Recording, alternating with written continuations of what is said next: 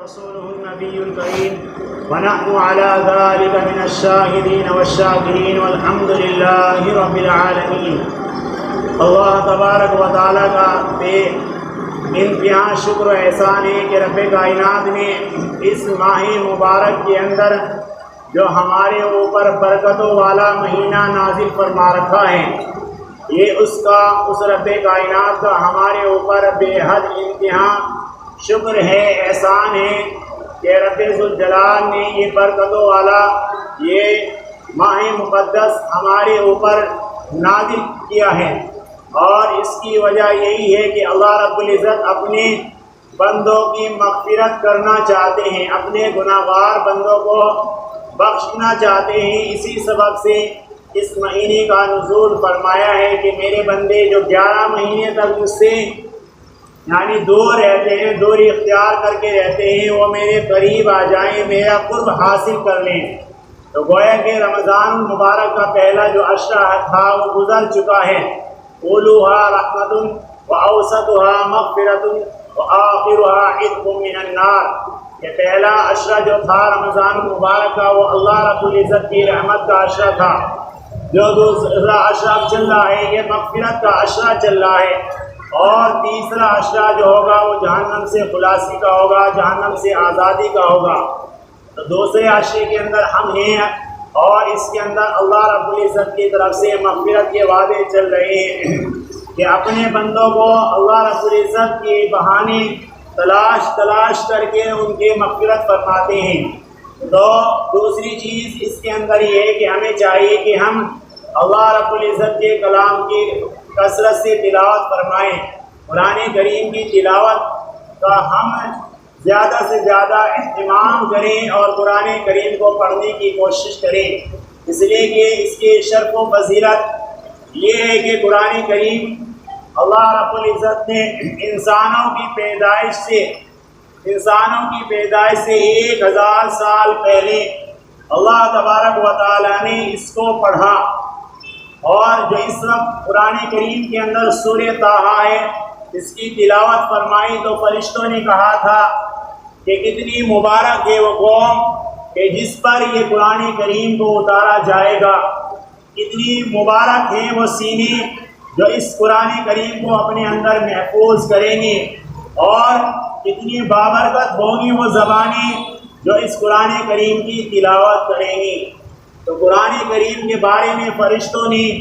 انسانوں کی پیدائش سے 1000 سال پہلے یہ باتیں کہہ دی تھی۔ پھر جب اللہ رب العزت نے اس قرآن کریم کو لوح محفوظ سے آسمانی دنیا پر اتارنے کا فیصلہ فرمایا تو اللہ تبارک و تعالیٰ نے ایسے ہی مہینے کو متعین فرمایا جو کہ خود بابرکت والا ہو، جو کہ فضیلت والا ہو۔ تو اللہ تبارک و تعالیٰ نے سال کے 11 مہینوں میں جو سب سے زیادہ افضل مہینہ ہے رمضان المبارک کا مہینہ، اس کے اندر قرآن کریم کو اتارا ہے۔ خود اللہ رب العزت فرماتے ہیں کہ شہر رمضان الذی انزل فیہ القرآن، یہی وہ رمضان المبارک کا بابرکت مہینہ ہے کہ جس کے اندر ہم نے قرآن کریم کا نزول فرمایا ہے اور قرآن کریم کو ہم نے اتارا ہے۔ تو یہ اللہ رب العزت کی طرف سے قرآن کریم کی اہمیت بتلانا ہے کہ ہم نے قرآن کریم کا نزول جو فرمایا ہے وہ ماہ مقدس کے اندر اور وہ بابرکت مہینے کے اندر اس کا نزول فرمایا ہے۔ تو معلوم ہوا کہ اللہ رب العزت نے قرآن کریم کے اندر اور رمضان المبارک کے اندر ایک خاص مناسبت رکھی ہے، اور وہ مناسبت کیا ہے؟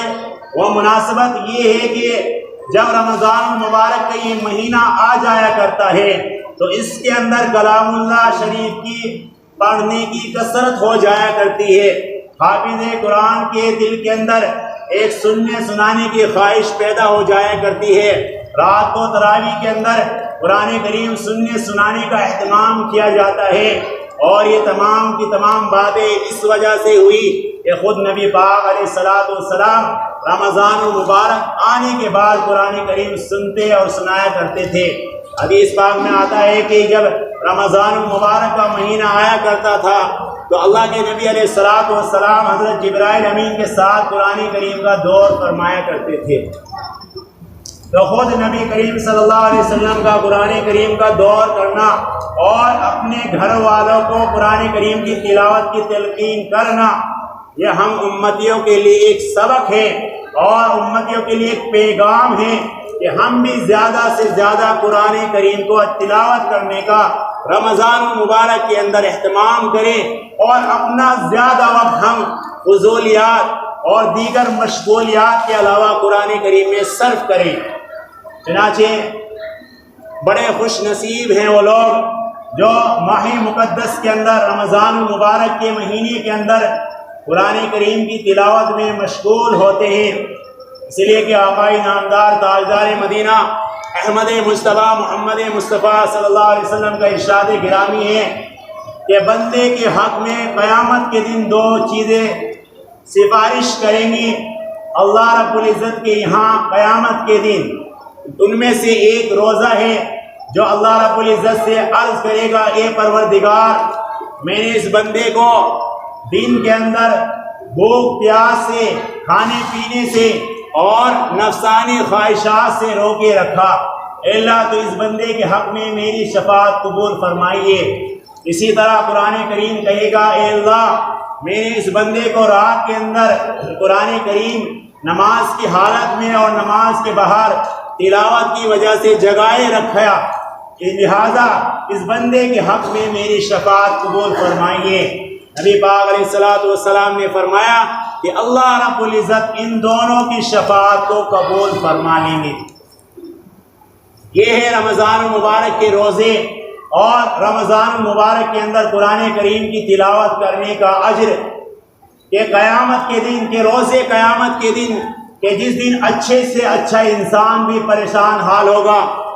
کوئی کسی کا پرسان حال نہیں ہوگا، بھائی بھائی سے کیا ہے بھاگے گا، اولاد ماں باپ سے بھاگے گی، ماں باپ اپنے اولاد کو پہچاننے سے انکار کر دیں گے۔ حالانکہ دنیا کے اندر ہم دیکھتے ہیں کہ ایک باپ اپنی اولاد کے لیے اس کی محبت کے اندر ہر ایک کوشش کرتا ہے، اس کی تمنا، اس کی آرزو پورے کرنے کے لیے دن رات محنت کرتا ہے، مشقت اٹھاتا ہے، تکلیفیں برداشت کرتا ہے تاکہ میری اولاد کی آرزویں، میری اولاد کی تمنائیں پوری ہو جائیں۔ جس چیز کی بیٹے نے تمنا کری کہ ابو مجھ کو یہ دلوا دیے، اگرچہ باپ کے پاس پیسے نہیں ہوتے لیکن اس کے بعد بھی وہ محنت کرتا ہے، کوشش کرتا ہے کہ میرے بیٹے نے مجھ سے کسی چیز کی فرمائش کی تھی، میں اس کو پورا کروں۔ اسی طرح ماں اپنی اولاد کی کیا ہے ہر خواہش پوری کرنے کی کوشش کرتی ہے۔ تو دنیا کے اندر تو محبت کا حال یہ تھا، لیکن قیامت کا دن ایسا ہولناک دن ہوگا، ایسا خطرناک دن ہوگا کہ ایک دوسرے کو یہ سگے رشتے، یعنی سگے خون کے رشتے بھی ایک دوسرے کو پہچاننے سے انکار کر دیں گے، کوئی کسی کی مدد کرنے کے لیے تیار نہیں ہوگا۔ ایک محبوبہ، ایک بیوی جو ساری زندگی محبت کے دعوے کرنے والی تھی، جو اپنے شوہر کے محبت کے دعوے کیا کرتی تھی پوری زندگی کے اندر، لیکن قیامت کا ایسا ہولناک منظر ہوگا، ایسا ماحول ہوگا کہ شوہر سے بیوی بھی کیا ہے دور بھاگے گی اور اس کی کسی مدد کرنے کے لیے تیار نہیں ہوگی۔ تو ایسے ماحول کے اندر اور ایسے پر حالات کے اندر اور کشمکش حالات کے اندر پھر اللہ رب العزت کے بارگاہ میں یہ روزہ آ جائے گا کہ اللہ میں وہ روزہ ہوں کہ اس بندے کو میں نے بھوک کی وجہ سے پورا دن روکے رکھا، کھانے کی وجہ سے اس کا برا حال تھا، پیاس کی وجہ سے اس کی جان نکلی جا رہی تھی، لیکن اس نے تمام باتوں پر صبر کیا ہے، لہذا آج میں آپ کے دربار میں سفارش کرتا ہوں کہ اس بندے کی مغفرت فرما دیجئے۔ اسی طرح قرآن کریم بھی سفارش کرے گا اور اللہ رب العزت ان دونوں کی سفارش کو قبول فرمائیں گے۔ کتنی بڑے اجر کی بات ہے کہ روزہ اور قرآن کریم بندے کے حق میں سفارشی بنیں گے ایسے وقت میں جب اپنے خون کے رشتے والے انکار کر دیں گے، کوئی بھی مدد کرنے کے لیے تیار نہیں ہوگا، اس وقت قرآن کریم اور یہ روزے بندے کے حق میں سفارشی بن جائیں گے۔ لیکن میرے محترم دوستو، آج ہمارا حال کیا ہے؟ ذرا ہم غور کریں کہ ساری دنیا کے اندر ہم پریشان کیوں ہو رہے ہیں؟ اس کی وجہ یہی ہے کہ ہم نے قرآن کریم سے اپنا تعلق توڑ دیا ہے۔ قرآن کریم کو اپنے سینے میں محفوظ کرنے کی بجائے اسے طاق کی زینت بنا دیا ہے۔ اس سے ہمیں روشنی حاصل کرنے کی بجائے صرف اسے تعویذ گنڈوں کی کتاب سمجھ لیا ہے۔ آخر وجہ یہی ہے کہ قرآن کریم کی جو اہمیت ہمارے دلوں کے اندر ہونی چاہیے تھی، وہ قرآن کریم کی اہمیت آج ہمارے دلوں میں نہیں ہے۔ ہماری اولاد قرآن کریم پڑھی ہوئی ہو یا نہ پڑھی ہوئی، اس کو ہمیں فکر ہی نہیں ہے۔ ہاں یہ کہ ہمیں دنیاوی تعلیم اپنی اولاد کو بڑی معیار کی دلوانی ہے۔ قرآن کریم کا چاہے اس کے اوپر ایک لفظ سے پوری زندگی کے اندر پڑھا ہو، اس کی ہمیں فکر نہیں ہوگی۔ حالانکہ اگر ہم ان باتوں کو سن لیتے یا ان باتوں پر عمل کر لیتے جو نبی پاک علیہ السلام نے ارشاد فرمائی ہے کہ قرآن کریم پڑھنے والے کا اور قرآن کریم کو حفظ کرنے والے کا اللہ رب العزت کے یہاں کیا مقام ہوگا، کیا مرتبہ ہوگا۔ چنانچہ آقا دو جہاں صلی اللہ علیہ وسلم نے ارشاد فرمایا، حدیث قدسی ہے کہ اللہ رب العزت کل قیامت کے دن حافظ قرآن کو بلائیں گے۔ جس نے قرآن کریم حفظ کیا ہوگا اس کو بلائیں گے اور بلانے کے بعد اس سے کہیں گے اقرأ وارتقی ورتل کما كنت ترتل فی الدنیا فإن منزلک عند آخر آیت تقرأها۔ اللہ رب العزت ایک حافظ قرآن سے بلانے کے بعد اس سے کہیں گے کہ قرآن کریم کو پڑھتا جا اور جنت کے درجات کے اوپر چڑھتا جا، اور جلدی جلدی نہ کر پڑھ بلکہ آہستہ آہستہ سکون کے ساتھ ٹھہر ٹھہر کر پڑھ، جس طرح تو دنیا کے اندر پڑھا کرتا تھا۔ بس تیرا مقام و مرتبہ یعنی جو تیرا ٹھکانہ ہوگا وہ تیری آخری آیت پر ہوگا جہاں تو رکے گا۔ قرآن کریم کو شروع سے شروع کر اور پڑھتا جا اور جنت کے درجات کے اوپر چڑھتا جا، اور جب تو آخری آیت پر پہنچے تو گویا کہ وہی تیری آخری منزل ہوگی، وہیں تیرا ٹھکانہ ہوگا، وہیں تیرا مقام ہوگا۔ تو یہ اللہ رب العزت کی طرف سے ایک حافظ قرآن کے لیے انعام ہوگا۔ دوسرا اس کے والدین جو اس کے ماں باپ ہوں گے، اللہ رب العزت نے انہیں بھی انعام سے نوازا ہے۔ آتا ہے حدیث شریف کے اندر کہ کل قیامت کے دن حافظ قرآن کے والدین کو سورج اور چاند کی روشنی سے بھی زیادہ روشن تاج اس کے سر پر پہنایا جائے گا جو حافظ قرآن کے والدین ہوں گے۔ ہم ذرا غور کر لیں کہ آج سورج ہمارے سے کتنی میلوں دور پر ہے، کتنی دور کی فاصلے پر ہے، لیکن اس کی روشنی نے سارے دنیا کو منور کر رکھا ہے، ساری دنیا کے اندر اس کی روشنی پھیلی ہوئی ہے۔ جب اللہ رب العزت اس سورج اور چاند کی روشنی سے بھی زیادہ چمکتا ہوا تاج ایک حافظ قرآن کے والدین کے سر پر پہنائیں گے تو ان والدین کے مقام و مرتبے کا کیا حال ہوگا، انہیں کس قدر خوشی ہوگی اور ان کا مقام و مرتبہ دوسرے لوگوں کے سامنے کس قدر بڑا ہوا ہوگا۔ وہ اس وقت کتنی خوشی محسوس کر رہے ہوں گے کہ اللہ رب العزت ان کے سروں کے اوپر تاج پہنائیں گے اور جو چمکتا ہوا اور جنتی لباس پہنائیں گے۔ اور اسی پر بس نہیں کہ اللہ رب العزت نے نہیں بلکہ اس کے علاوہ بھی حافظ قرآن کے لیے اور چیزیں باقی رکھی ہیں۔ آتا ہے حدیث شریف کے اندر کہ ایک حافظ قرآن اللہ رب العزت کی بارگاہ میں سفارش کرے گا، ایسے 10 لوگوں کے بارے میں اس کے لیے گنجائش ہوگی کہ جن کے جہنم کے اندر جانا واجب ہو چکا ہوگا، جن کے اوپر مہر لگ چکی ہوگی کہ یہ جہنم کے اندر جائیں گے، لیکن حافظ قرآن کھڑا ہوا ہوگا اور اللہ رب العزت سے سفارش کرے گا، اے اللہ یہ تو میرے رشتہ دار ہیں، یہ تو میرے دوست ہیں، یہ تو میرے احباب ہیں، یہ تو میرے ملنے جلنے والے ہیں،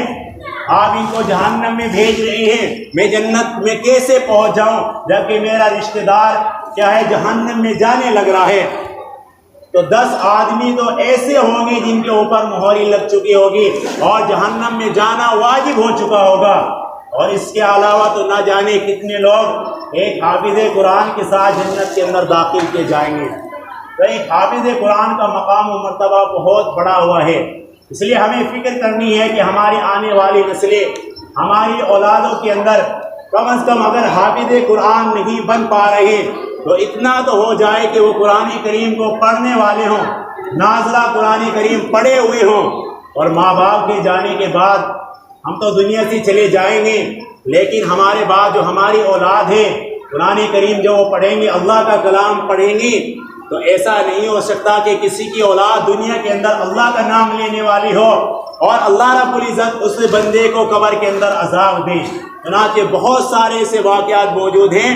کہ جب اولاد نے پہلا لفظ ہی پڑھا ہے تو پہلے لفظ کے پڑھنے سے، بسم اللہ کے پڑھنے سے ہی بچے کی اللہ رب العزت نے اس کے باپ کی مغفرت فرما دی ہے۔ تو قرآن کریم کیونکہ یہ خود اللہ رب العزت کا کلام ہے، اللہ کے خود اپنی زبانی کلام ہے، تو اس کا مقام و مرتبہ بھی بہت بڑا ہوا ہے۔ آج ہم نے اس کی اہمیت، اس کی قدر کو پہچانا نہیں ہے۔ کاش کہ ہم اس کی اہمیت کو پہچان جاتے تو آج ساری دنیا کے اندر ہم ذلیل و خوار نہ ہوتے۔ آج دوسری قومیں ہمارے اوپر مسلط ہو رہی ہیں، ہم پریشان حال ہیں، آخر اس کی کچھ تو وجہ ہے۔ اسی لیے شاعر نے کیا خوب کہا تھا کہ وہ معزز تھے زمانے میں مسلمان ہو کر، وہ معزز تھے زمانے میں مسلمان ہو کر، اور ہم خوار ہوئے تارک قرآن ہو کر کہ ہم نے قرآن کریم کو چھوڑ دیا ہے۔ اسی وجہ سے ہم ذلیل و رسوائی کے اندر جا گئے ہیں، اور ذلت و رسوائی کا سامنا ہمیں کرنا پڑ رہا ہے۔ ورنہ تو قرآن کریم جیسی دولت ہمارے سینے میں موجود ہوگی تو دنیا کی کسی بھی پاورفل طاقت سے ہم ڈرنے والے نہیں ہوں گے۔ صحابہ کرام پر ہم نظر ڈالیں کہ صحابہ کرام کے پاس کیا چیز تھی؟ یہ تو قرآن کریم کی ایک دولت تھی کہ جس کو لے کر وہ آگے بڑھے ہیں، اور ہر منزل کو انہوں نے آسانی کے ساتھ طے کر لیا ہے، ہر مشکل وقت میں انہوں نے اپنے آپ کو نکال لیا ہے۔ تو صحابہ کرام کے ساتھ ایک قرآن کریم کی یہ دولت تھی، اسی کو لے کر وہ آگے بڑھے ہیں۔ لیکن ہم کیا کرتے ہیں کہ ہم نے اگر پوری زندگی کے اندر نہیں پڑھا ہے، بہت سی مرتبہ انسان کا یہ ہو جاتا ہے کہ میری عمر تو نکل گئی، حالانکہ علم حاصل کرنے کی کوئی عمر نہیں ہوتی۔ حدیث شریف میں آتا ہے کہ علم تو گہوارے سے لے کر قبر تک، لحد تک کے علم حاصل کرو، کہ ہاں تمہاری کتنی عمر کیوں نہ ہو جائے، لیکن اگر تمہارے دل کے اندر کڑن ہے اور تمہارے دل کے اندر شوق ہے جذبہ علم حاصل کرنے کا، تو پھر عطا کرنے کی ذات تو اللہ رب العزت کی ذات ہے۔ علم کا آنا یہ اللہ کی جانب سے ہوا کرتا ہے۔ چنانچہ کسی کی عمر بڑی کیوں نہ ہو جائے تو یہ نہ فکر کرے کہ مجھ سے پڑھا نہیں جا سکتا، ایک مرتبہ ارادہ تو کرے، دل میں ایک مرتبہ عزم تو کرے کہ مجھے قرآن کریم کو پڑھنا ہے، مجھے قرآن کریم سیکھنا ہے۔ تو عمر کی کوئی قید نہیں ہے۔ چنانچہ شیخ سعدی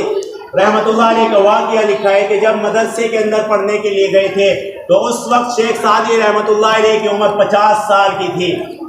مکتب کے اندر داخلہ لیا، پڑھنے بیٹھے تو یاد نہیں ہو رہا تھا، دیگر بچوں نے مذاق بنائی، ہنسی بنائی کہ یاد نہیں ہو رہا، کافی دن تک پریشان ہوئے، آخرکار دل غمگین ہو گیا، پریشان ہو گیا، اور دل نے ارادہ کر لیا کہ بس پڑھنے کو چھوڑ دیا جائے۔ مکتب سے، مدرسے سے اپنے گھر واپس آنے لگے شیخ سعدی رحمۃ اللہ علیہ، تو راستے میں جیسے آ رہے تھے تو راستے میں ایک کنواں پڑ گیا، اس پر بیٹھ گئے تو دیکھتے کیا ہے کہ کنویں سے